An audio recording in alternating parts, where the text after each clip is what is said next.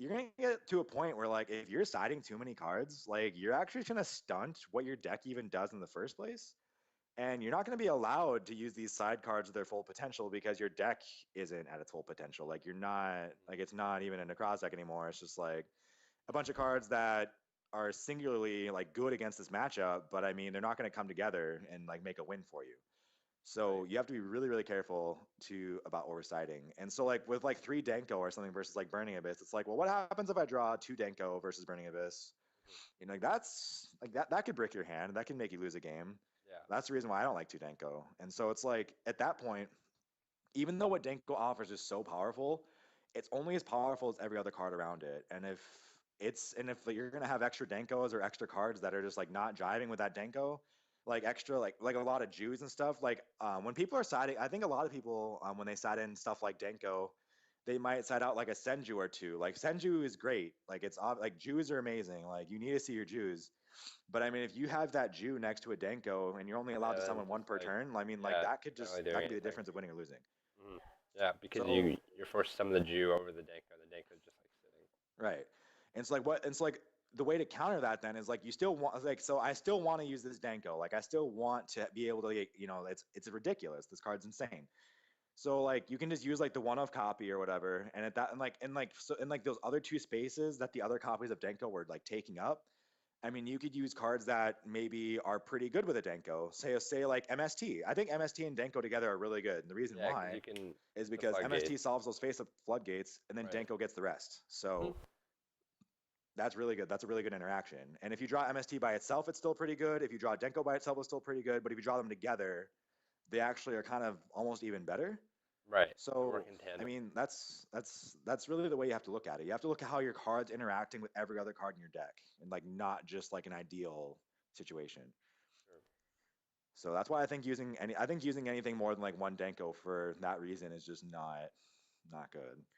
Which is really interesting because back at like YCS Anaheim almost a year ago, Jancy Squiddy who mained only 1 Danko and he didn't sign any in his Shadal deck, even though it was like a bunch of like Burning Abyss running around. Just he got Mhm. like a lot of criticism for only playing like 1 Danko and then like Honest as well. Uh, Right. yeah, and but like he even said in his like deck profile, he's like, if I ever saw more than one, I'd probably just want to die. He didn't say it like that because he's not gonna like articulate on camera. Like, come on, man, Yeah, like like it's on camera. to go back to like one of the first things we said in the stream is like Yu-Gi-Oh is all about bricking right now. So like you have all these powerful effects. Like sure, that's fair. Like you want to be able to use those things, but you don't want the downside of using those either. Like you want to be able to use those effects without losing because you are. So you don't want to be losing because you're drawing multiple Dankos. You want to be winning because you drew Danko. Like there's a difference. So that's really important to understand, I think. So, uh, chat also wanted me to parse through more questions for you, but I actually just can't. Like, they're actually just the question. There's one question which is like super specific, and it's literally just ask Brady what he thinks of citing Chimera Tech against Clyfort. Mm, That's the question. Yeah, well, with that, it's like if you're using it, like if you have to be using it for like a towers out specifically, then. So if I'm going to be siding a card that's just like a very specific towers out, I would probably just be using Crab King or something, right? Like it's just doing what Chimera Tech's doing, but better. And I also don't have to use like Cyber Dragons either, because I mean, other than that, you can't be using Chimera Tech against like their clipboard fields that aren't towers, just because of the way the pendulum mechanic works. It doesn't let them go to the grave or whatever, so you can't fuse with their other guys. So it's like specifically for towers. So say you have that idea in your head, you're like, okay, Chimera Tech, I want a really specific towers out. Chimera Tech's an out. Is there anything better? Like you always want to ask if there's anything better. And at that point, if I think Crab King's better, so I would just use Crab King. So just to keep it short. let me look for some more questions for you. But in the meantime, if you want to go over like side decking and more cards to side deck, so far we have like 6 cards Um, because it just includes the 3 MST. well, um, I think uh, I think the hands are really good with Oh yeah, Norden. yeah. I want you to explain this because a lot of people and like I mentioned this to Ching. I know you and Ching. I mean, But Jing's all right, well, yeah, but no, but shut the fuck up. Like, no, I actually Ching actually like did me a huge solid this week, and oh, it was awesome. But anyway, uh, Anyway, so um, right. So when you told me about the hands, when you came to me about the hands, even this week, and I argued with you about it, and I still don't really, I'm not really a fan of the hands still, even with Norden, because I just feel like in matchups that aren't Shadal, they're just not high impact enough. Uh, so do you want to just like explain that to like me included? well, Why? like the biggest thing, so like, I guess I don't know. It depends on the matchups, but like in theory, it's like so you've got so the hands are pretty cool versus like quite. I don't. You said you think it's really only like the best versus Shadalls, but I mean, yeah, I like think they're pretty. recently. I think they're pretty good versus like Cosmo. I don't know. Like, Why? Why? um, I don't think they're terrible versus Satellar per se. Like, I don't think they're maybe like the Why? best, Wait, but why Cosmo? Hold on. because it breaks up. Because like the way Cosmo I think should be kind of playing is like they should like have some traps and stuff. So like you're kind of like you're clearing out everything that's gonna make you not able to out a forerunner, basically. And at the same time, if you just set like that, I think that's a big thing people forget about hands. Like you can actually just set a hand. You don't need to be summoning it and slamming it. So like if you just set a hand, like what's Cosmo really gonna do unless they have like just Forerunner? Like if they try and summon like so say they have like Forerunner and like they're trying to like push with like a Farm Girl or something, it's like they're gonna swing over the Fire Hand and they're gonna get the Fire Girl popped or the Farm Girl popped or whatever. Right? So like I think that's pretty good. I don't know. Like if you just set a hand versus Cosmo, I'm not sure like how ready they're gonna be to just like summon Forerunner swing at it. And I don't Really? know. I think that's Wait. They wouldn't backtrack. like what if there's like someone Good Witch and swing or something, and then I have like Fire Hand there, Like a and like they set. Oh yeah. I guess it'd be okay in that situation. But like if you have a set and like they have a forerunner that like why wouldn't they just kill like it's like your fire hand's obsolete anyway? well like if they have Forerunner just like on the field by itself, I don't think I'm not sure if I'm gonna be setting like Fire Hand or anything like that. I guess. But But then it just wouldn't be a card that like helps you in that scenario. And then in Satel, because remember we at Chicago, they would just make Triver in defense every time, and like right. so they just like inherently play around the hands. Uh, and Not realistically, every like time though. I've seen them make Trevere and then just like swing at you because they want to be able to do pressure too. Like they want to like summon it, get all their guys, take a card out of your hand, and then do some damage like all at the same time because like that's just how they're gonna win the game. yeah, So like it's not all the time. And like really what I'm trying to say here is like okay, so okay, so like even if the hands themselves aren't winning the game by themselves, I think they're really good with Norden because like you go like hand slam, right? And then like you break up a field. So like even if it's not like breaking up their whole field and like setting it up for you perfectly, even if it's just breaking up like just some card, you get a level 4 in the grave and another one in the field. So then like main phase 2, you can go like instant fusion Norden, bring that one back, and then you can just like use that to like finish up whatever your hand wasn't able to, or like just like stuff like that. Or like even if they like what's really annoying with the hands when you're trying to out floodgates and stuff is like warning and stuff. Like I think warning is super annoying when that's I happening. mean, I'm Like sure and so everyone like would. it's like if they warning your hand, you can just like Norden bring it back and then like swing with the hand or whatever, Hmm. like on like your next turn or whatever. Yeah. It's just like it's just extra level 4 monsters that make your instant fusions really good. And the fact you can instant fusion back Yeah. a hand and then have that hand swing off of the Norden, like you like because like the monster summon off Norden can swing, like it doesn't, you know, like it I doesn't mean, have no, to just sit there. right. And if you like So like overlay, a good thing to know is if you overlay with the note or the Norden and the monster still stays, like it still stays, like it gets disconnected. mm, So yeah. yeah, So like I think that's just really I think that's important. I don't know. I think that's just pretty good. I think it's pretty good. I guess And I just can't and see. like the theory there is gonna be you're gonna have Norden in the hands. Because like another thing to remember about Norden is that you can just summon Norden up instant fusion. Like you can just do that. So like if you go like let's like say you're going first or whatever, and they have like mistake. Like you summon Senju and they have mistake, and you go like okay instant fusion for Norden, make Castell, get rid of it.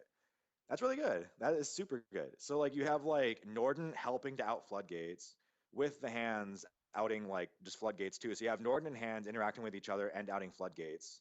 And then you've got and then otherwise like versus like Burning Abyss where the clowns are better because we already established, you know, the multiple like rank fours with the clowns is what you want. Right. And then versus Burning Abyss, you've got Norden and the clowns making multiple rank fours. And so you kind of just cover both ends of the spectrum. So that you kind of hit like so you hit all the you hit like the floodgate problem Negraz has. and then you also hit the Burning Abyss problem that Necroz has. So you just get the best of both. Sure. I guess So we'll try it tentatively, but I'm not sure you've sold me on that I don't know, man. one. Thing is pretty cool. Yeah, that's funny. Yeah, I think that's like the one thing we disagree on at the Really, moment. like the biggest problem with the hands though is like just the side space they take up. That's actually why we Yeah, ended up dropping them I've too. just never actually just been a. Oh, did you drop them? Because I've just never been a fan of like the hands post like Dragon Ruler, like when. Yeah, like they just take up a lot of space. So that's like the biggest thing. So like you'd really have to have like a really solidified like side plan versus a lot of other matchups, and then just have the hands there to cover up, like Shadalls or something. So say I have like a 10 card side deck that really covers just a lot of stuff, but it really doesn't have that much overlap with like Shadalls or something. Yeah. I can like throw in the hands and I'd be like, all right, like that's it. And there we go. But it's very dependent on everything. No, So it's hard to say. I think in the gem build especially, and I want to get into another question real quick because it Oh, came and up. sorry, I should probably mention too that I think the hands maybe aren't as good here, probably specifically, but in like the In the gem gem deck deck, which where is I'm what I was allowed to gonna normal mention. summon Yeah. twice, Mhm. it's really good because you can go like summon hand, like break something up, and then use the extra summon on a Jew, and then like get your search and then rank 4 and do stuff. So I think the hands maybe are just better in that deck, but I think in general I think they're like at the very least something that you should consider with Norden because they have really good they are really good with Norden. I think they make Norden consistent, Yeah, more definitely, consistent, definitely. and it makes it a Uh, bigger toolbox option at the what do same you time. think? So What do you think about the hands in comparison to maybe like Decree? Like, because we're playing like MSTs, right? They're also playing yeah, hands, and then would you also play like Decree to like increase? Because then, like, if we hypothetically play two of each hand, three MST, an emptiness, and then two of the extra deck monsters, we'd have, and then three Decree, we'd have two side spots left with like mirror. right. And so you have to consider what at that point you're kind of you have to consider what you're siding each thing in for. Mhm. So you'd have to go back. This is a kind of a question that would or this is the answer to this question would be um, figuring out your side process, which we're not going to do on stream. I mean, so yeah, sure. like you would have to just see like okay, how often are the hands coming in? How often is MST coming in? How often is Decree coming in? And then make your decision based on that. Like I'm willing to bet that with a side deck consisting of Decrees, hands, and MST, we wouldn't need 3 MST or 3 Decree, Mhm. maybe even. Sure. So that's just something that I would assume would end up happening Right, after right. figuring things out. But until you actually do it, you don't know. So um, yeah. Sure. Um, But yeah. And I think like the best way to go about the mirror is you don't want that. It's tough because I don't know how popular the clowns are anymore. Like I'm not I'm keeping up with everything, but I'm not like super involved right now, so I don't know how popular they still are. mhm. But assuming that they are still relatively popular, or they're like the in thing, whatever. I think like Lancia is probably the best card because Over what that's gonna like something, over something like retaliating. See. in the mirror. Well, just in general, but I mean, yeah, Well, the like mirror too. if we're talking something mirror, it's like what's the problem with the mirror? Then at that point, it's like okay, well, I don't want to get trished and lose, but I also don't want to be losing to like masquerade and stuff. So Sure. what do I do? Like the most foolproof like out to Trish is gonna be Lancia, and so Right, like right. that's gonna Which let me just allows be you to like keep drop a Valk, right? board. Mhm. Yes. Or board Yeah. in So general. like you just drop a board. I'm not gonna be dying to this masquerade guy, and then they're also not gonna be able to trish me. So I'm just gonna be in a really good spot. Mhm. So stuff like that, like breakthrough skill, because I really don't think anyone's using like Kane Gorgon or like even Valor, like cards that Yeah. are just gonna stop Trish from resolving are just gonna be like really good. These double up his outs to the fiends too. So. Yes, yes. Yeah, breakthrough skill I think is really good. Breakthrough skill, like that's another really important thing to consider in the side deck too. I think like breakthrough skill and like Regeki, Dark Hole, all those cards, they all are just anti bullshit. Like they're all just Yeah. gonna get you out of just like really stupid scenarios that are gonna come up. It's just a Mhm. matter of finding the room for them. Sure. Yeah. But I mean, but like those cards are always in the back of my mind when I'm making a side deck because it's just like these are just gonna be good sometime. So oh, and to Uh. go back to the hands, I think the hands Uh. are actually pretty good versus like Infernoid and like I frame. Psyflame Yeah. too. Just to keep like pushing those. Because like I said before, like with like versus Cosmo, like you're allowed to just set a hand. So I said before, like with like versus Cosmo, like you're allowed to just set a hand. So like Uh, I'm just gonna set a hand versus like Psyframe, and like they're not gonna be able to do a whole lot. And if they end up, being able to be like, okay, I'm gonna use Psychic Field Zone now, summon Omega and start pushing on you, and they just swing at my monster and it's a fire hand, like they just get blown out. So that's pretty good. Same thing with like Infernoid too, where I know a lot of Infernoids are like citing mistakes and stuff because they know you don't want MSTs versus them. So if you're using the hands, that's actually why I think the hands are like just super interesting because they're not too specific in like what they're doing. Like it sucks to draw like Ice Hand when they don't have a mistake, or it sucks to draw like fire. Like actually, that's the main one is if you draw the Ice Hand when they don't have the back row. But it's better than just losing, I think. It's better than just having MST. Because if right. I have MST in my hands and I'm waiting for them to have a back row, whatever. But if I have Ice Hand in my hand and they waiting for that to have back row, that Ice Hand's going to lead me to a Fire Hand, which can then out their monster they're definitely going to have, which can then lead me to an Ice Hand again, which is going to let me rank 4. Like that's a whole lot more going on than just MST. Okay. So So basically, you're using the hands as like blanket cards, rather than because someone in the chat was just like, uh, we're saying Lancia now, so they're like, but wouldn't retaliating C just because it doubles up or like it's like a blanket card would be more than that? And then you were explaining. But in that same matchup, like Fire and Ice right, Hand would also be good in that matchup too, relatively. Like it just wouldn't be bad because right. they're setting in mistakes. They play like emptiness still. Like Uh, Chaos Hunter, Spell Canceller, like whatever Floodgate monster they're using. Like I'm pretty sure every, or at least most Infernoids lists that I've seen are using some sort of Floodgate monster to hit off Reasoning to like just screw you. right. And so like you have the Fire Hand at that point, like, and it's like sure you're not always gonna have Fire Hand or you're not always gonna have Ice Hand when they have the very specific thing going on. But I mean, it will catch it probably more often than not, I would guess. And at the very least, I want to give myself the option to be able to out it. Like I don't want to just lose to Mistake, or I don't want to just lose to like Chaos Hunter or whatever. Like I want to just be able to have I wouldn't either. that out in my deck. And I Yeah. think that they just do the best job of that. So, yeah. Word. So and like I like the times I played Inferno, it's like I set Fire Hand and they just like get caught by it. Like they're like the double swinger guys trying to like push in on me for damage, and then they end up getting it blown up. Or I kill like Onunku or whatever.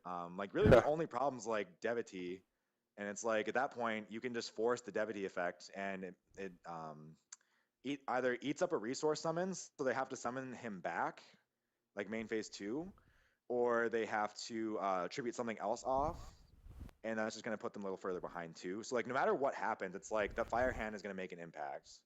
Like really not like no monster is always going to out, no monster effect's going to out Devotee or whatever. But I mean, it's like it's still going to eat up a resource, which is sometimes enough. So like really, there's really no point in the game that they're super terrible against Infernoid. I don't think. Yeah. I get unless you draw like an Ice Hand to like no set To no fear. monsters, but at that point, it's like you can really reach and just be like, okay, I'm gonna use this Ice Hand to help make like a Rhapsody or something. Like Sure. it's not a reason to use Ice Hand. Like it's not justifying it, but I mean there is still something there. Like it's not like it's gonna be totally dead sitting in your hand. Yeah. I So suppose. I mean, it's a level 4 that you could normal yeah, summon, I guess. yeah, like I said, it's not a reason, but it is something you can do with it. Which I mean, is something. Yeah. It's You better use it to than just like make a drawing it and being total roach. shit. Right. So I mean, it's something. It's not a reason, but it's something. And so like with Retaliating C, Um, that card is really good, but you have to really consider its downsides, which is drawing it after the fact. Like top decking Retaliating C at any point in the game is kind of weak, Yeah. except versus like Shadal's, where they're like constantly reusing fusions. So like they're Sure. always gonna probably be able to, like you'll probably always be able to drop Retaliating against Shadal's. So Yeah. that's legitimate. But like if it's turn one and Infernoids are going first and they play Reasoning and I didn't open Retaliating C, at that point in the game, I never want to see Retaliating C. I do not want to draw that card anymore. Like Yeah. I don't want it. Um, so I really it depends. It depends on what you need in your side deck. Like let's say I want a Shadal card and I want to use Retaliating as that card, and I happen to play versus Infernoids, and I know I'm going to be going second or something, then yeah, I'll bring it in because it's there. But at that point, it's because it's there, Right. not because that was my choice. I guess like my first choice. So I know you've explained this before to me, but maybe for everyone else. So like cards like Shadow Imprisoning Mirror, Flying Sea, like cards like Mhm. those. Why wouldn't you side those? Um, maybe I don't know. Like, why don't you explain it then? So I've been doing a lot of explaining. I think you should probably try. What do you Oh well, think, I mean, Alex? I can probably answer this one. Well, like, so I was talking to Garen, a buddy of mine, about like siding theory for Necroz, and the fact that like your engine as the Necroz duelist is so much more powerful than like, so let's say like the Burning Abyss player draws no traps and you draw like all monsters, you're more likely to win simply because under the principle that they don't have traps to stop you from playing the duel. And so their aggression is totally limited by like your engine just totally going head to head, like head on against theirs, without any sort of obstruction. So the goal necessarily isn't to prevent them from playing because your cards already do that. It's a matter of like the traps that prevent you from playing that you need to Right. stop. So cards like retaliating or not retaliating sea because retaliating sea is a little different. I actually think retaliating sea is pretty good because in the mirror the applicant like it'll constantly like, even if you draw it like you can still probably use it because they still constantly like play mirrors to apply more pressure and aggression if they haven't killed you already. Shadal's too that where they constantly recycle fusion. Uh, but like yeah, it does have some pretty poor applications against Infernoid. But like with Flying Sea, you're not trying to really or like Shadow Imprisoning Mirror, you're not trying to stop them from playing. You're just trying to stop them from stopping you to play, if that makes Right. sense. Yeah, like you Like want to just be if able to play against them is really the yeah, biggest thing. because if they like stop, let me think. If they stop you from playing, it doesn't matter if you stop them from playing because you still can't play. Like you're still bricked Right. out.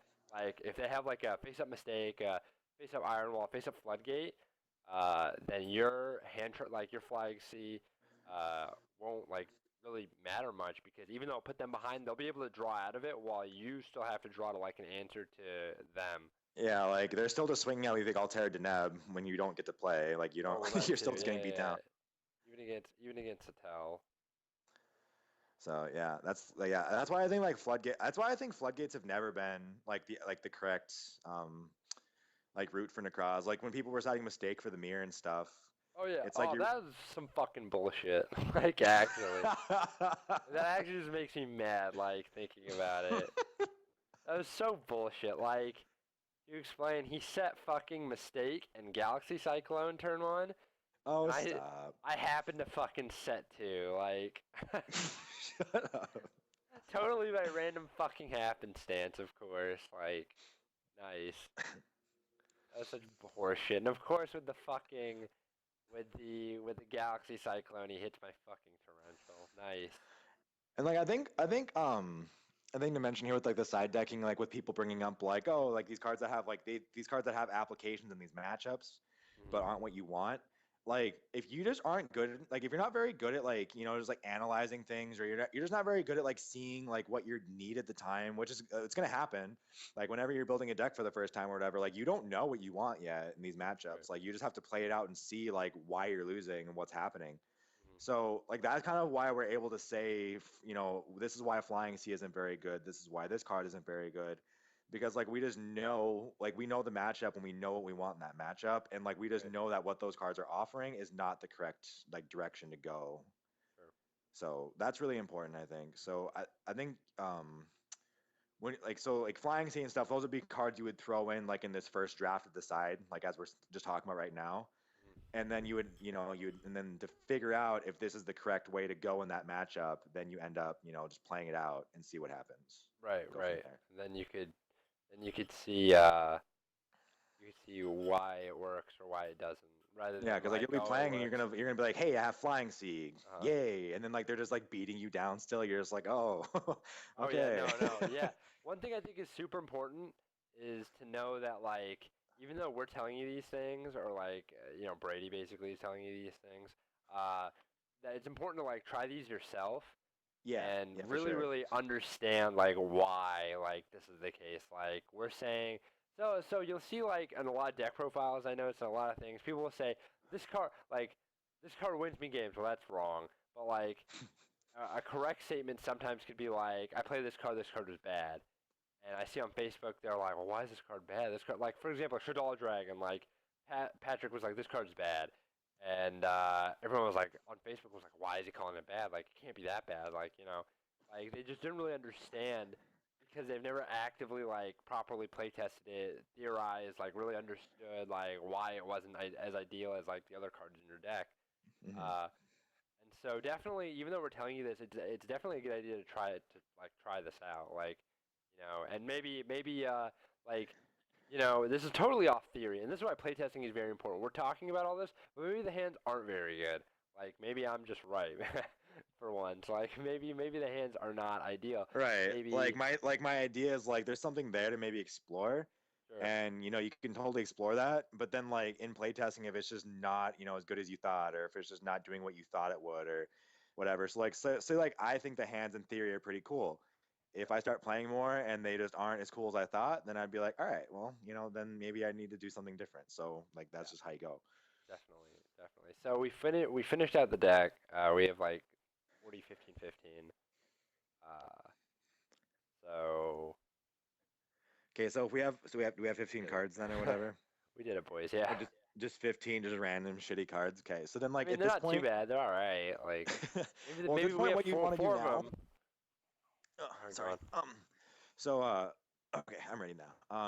So like at this point what you want to do with these 15 cards is like I said before, go back and look at the matchups. So Right. like you'd look okay, like the mirror. When you decide going for, I think in the mirror for going first and siding for going second are different things. Yeah. And you would just really the only reason why I'm saying that is because like that's just how it is. I guess like if you didn't play Necroz, you probably like wouldn't understand it right off the bat, but like when you're playing Necroz and like understanding it, have a handle on it, you would understand that going first and second is a little different sometimes. Hmm. So and so like you want to look at those matchups separately. So I want to what do I want to take out when I'm going first in the mirror? Yeah. What I want to take out when I'm going second in the mirror, and then you look at it that way, and then you look at your side, see what there is, and like so you just then at that point you're going back and forth. So I don't think we should do that because that'll take a long time, like I said. Yeah. Well, we Like can do like that like next time if you want. like really like this is as far up as we can like kind of like take you guys like with specifics. But like from here, what you would do is you'd be like, okay, now you analyze these matchup, go back and forth, and then after that point, you'd be like, okay, I think I have a pretty good idea on the matchups and my card choices. Now I'm going to play, see what's translating, see what's not. Right. Like even in the main deck too. Like we definitely theorized all of this, and sure it can make sense, and sure it sounds right, right. But like for example, like we're playing 3 Rhoda and 3 Instant Fusion, and even by the time we were rounding out the deck, Brady was like, well maybe 2 Instant Fusion is the way to go rather than 3, or maybe 2 Rhoda is fine. Like these are really conclusions you have to make just through like playing and like really understanding like. Is drawing a dead Rhoda worth it? Like at the late game, like will your engine just be powerful enough? Right. To like manage or like is drawing multiple instant fusions early game, is that okay? Like will it be live a lot of the time? Is Exa like good? How are the clowns faring? Like are they well positioned? Should I play hand traps instead? Should I change up my And then even if engine? I draw 2 instant fusions sometimes and lose because of it, is it still worth the payoff of seeing instant fusion like all the time, Right, like in right, other right, right, games? right, So it's all very give and take, and like that's the biggest thing too. When people are like, they're like, oh, well, 3 road is better than two, or road is better than three, or whatever. It's like, I mean, really, like, know which one is really like definitively better than the other. You just have to have a good reason for doing it. So like, if for me, if I want to have the strongest early game as possible, like that's the edge I'm choosing to have against like the mirror or just the field in general. Like that's just what I'm choosing, then I'm gonna use 3 Rhoda. And if I show someone my list and they're like, well, two is better, I'm gonna be like, well, I mean, maybe, but maybe not. Like, I mean, like I'm choosing it because I want to have a better early game. And if I sometime later down the line decide, okay, my early game's actually pretty strong, I don't need to risk drawing underwhelming Rhodas later on in the game. From here on, maybe I can drop to 2 Rhoda and use something else. Like that's yeah. why preparing So, for events, you have to play so much, honestly. Like you can't just oh play a yeah, couple games. You have to play a lot to really know what you're going like what's going on.